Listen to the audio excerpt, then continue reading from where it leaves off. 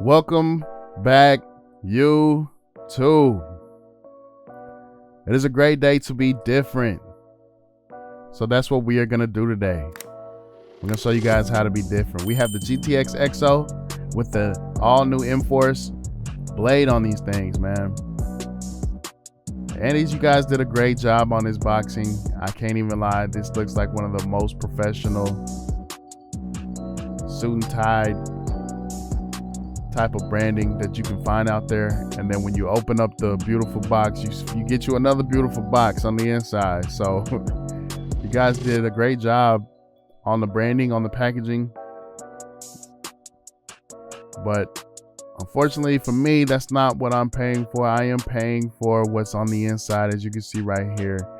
And this thing, not so much as premium as the boxing, to be honest with you, in my opinion. I don't know if Babyliss has spoiled me, but this all plastic, I think, in my opinion, I know it may be the cheapest option for brands out there to continue to make tools, but when you're charging a premium price, I believe an all metal option should be available now.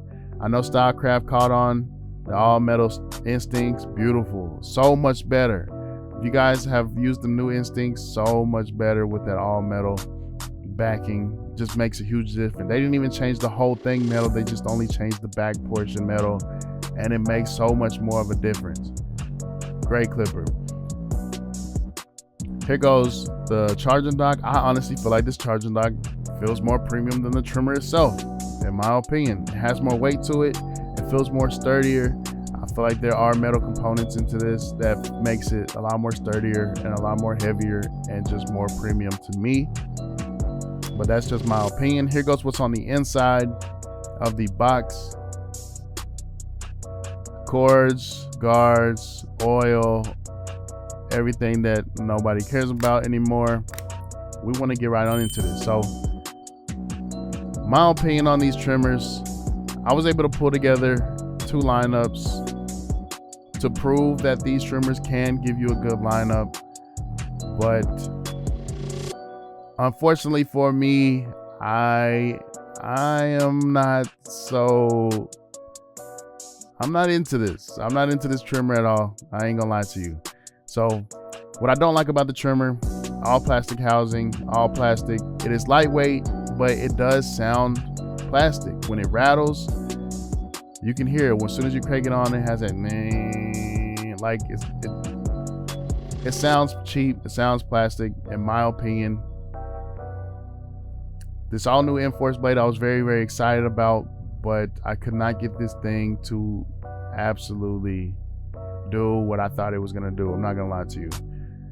Yes, you can get a good edge up. That is why I did do these edge ups, and that's why I am also doing this video, because I was able to get a few lineups out of this, but it wasn't easy. The first 10-15 lineups, I could not get it to hit. I could not get the blade to zero gap properly. It was very, very difficult. But once I finally got it where I needed it, which a lot of barbers don't know how to do. So straight up, if you're doing the minimum amount of adjusting to get it to hit for most barbers, this is not it. It's very, very hard to get this to get set.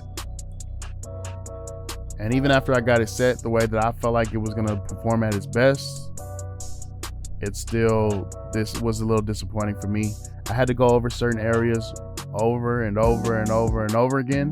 I even passed them around the barbershop after I set them, after I did everything that I felt like was gonna get it to do. Maybe I don't know what I'm doing, but the other barbers did not like this tool either. They didn't feel powerful. They couldn't get them to hit on their clients. I've seen other YouTubers use these trimmers on straight hair. Maybe these are more intended for straight hair, but I am more of a coarse hair type of barber, so I get coarse hair way more than I do straight hair. So these may be for you if you are a straight hair barber. I'm sure you guys can get them to hit, but for me, dealing with coarse hair, 9 times out of 10 clients, these are a no-go for me, and it's a no-go for a lot of my barbers in the shop, or all of the barbers that did use these. They did not like them. I even had one barber was like, man, you need to send those back ASAP. You need to get your money back. You need to get a discount. You need to get something, because these are not it. They did not like them. I know you guys in a barber shop, when you get something that's nice, people are like, man, I'll buy these from you, or how much it costs, because I want to give me some. That was not the reaction on these, unfortunately. But again, I was able to pull some lineups specifically for this video to show that yes, you can get a lineup. But if you're an all book barber and you need to get a client out in 30 minutes, these are not going to be the ones for you. You have to continue to tap over certain areas over and over and over again before you can get that nice crisp line. As you can see right there, even in that corner, it's just not doing it for me. It took me a little minute, and this video is sped up, so it may look like I am flying through this lineup, but I am not. This lineup itself took me about 20 minutes to do, and that means I only had 10 minutes to do on a fade if I were trying to be on time. 10 minutes on a fade and 20 minutes on an edge up is not, it doesn't make any sense. So here's what it looks like a little bit better after enhancements, but this was the best that I could get this edge up if it wasn't for enhancements. So this is a no-go for me. Would I recommend these to upcoming barbers? No, especially not for the price point, but appreciate you guys for staying tuned. Don't forget